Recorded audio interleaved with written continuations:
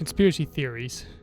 The dictionary defines the term as an attempt to explain harmful or tragic events as the result of the actions of a small, powerful group. End quote. They have been flown around the world for the longest time. Media has evolved to the point where anything can be believed as long as you act aggressively as possible. So we have stuff like Area 51 housing many alien-related activities, and the idea that the moon landing was faked.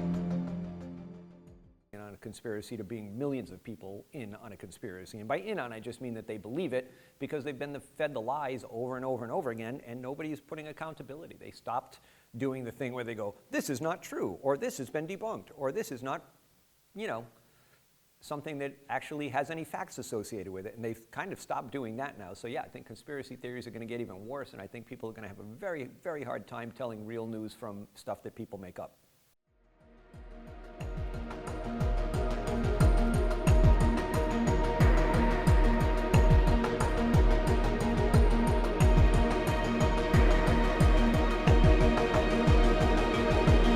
It seems that conspiracies were started when some people wanted to feel validated about certain thoughts, according to a therapist at the University of Kent of the UK. And since that is a very common feeling to have, especially one that has gone untreated for many people, this has inevitably resulted in many people believing anything theories tell them, despite evidence coming out disproving them otherwise.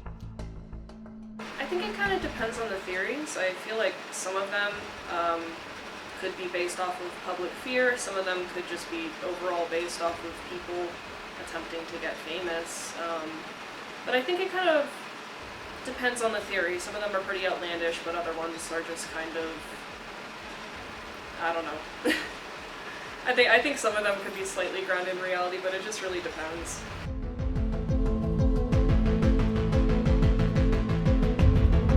Hopefully in the future, we will be able to find ways to stop people from continuing to believe in outlandish theories simply by trying to disprove them by using evidence, followed by backing up the evidence with confirmation from a real source. This will hopefully get people to stop believing in the most outlandish ideas possible just to feel validated.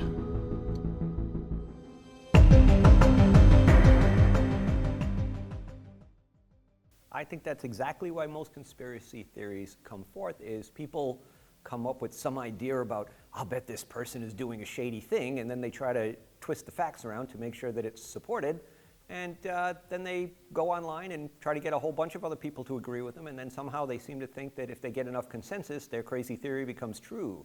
And while there's certainly some conspiracies out there that are true, I would say 99 out of 100 of them are people who just really are saying crazy things and want attention. Some people just overall want something to believe in. I think like things like aliens and stuff like that, I think it's something like a comfort in knowing that we're not alone in the galaxy.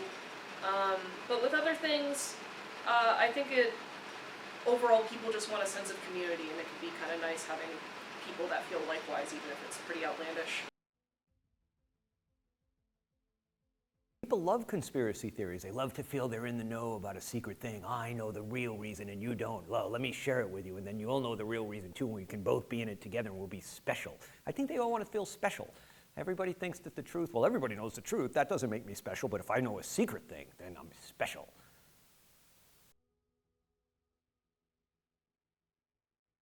Kind of depends on the theory. I know there's a lot of theories where it's just so outlandish that I feel like if you just throw enough evidence and facts at people, they might be able to kind of get a grip. But again, a lot of it is kind of that cult mentality where people just solely believe something because others believe it and they want the comfort in having a community. So I think it really depends on reaching out to those people, offering support, a lot of factors. So it is a possibility, it just depends. Oh, I mean, I feel like at the end of the day, there are always going to be people that believe in that sort of thing.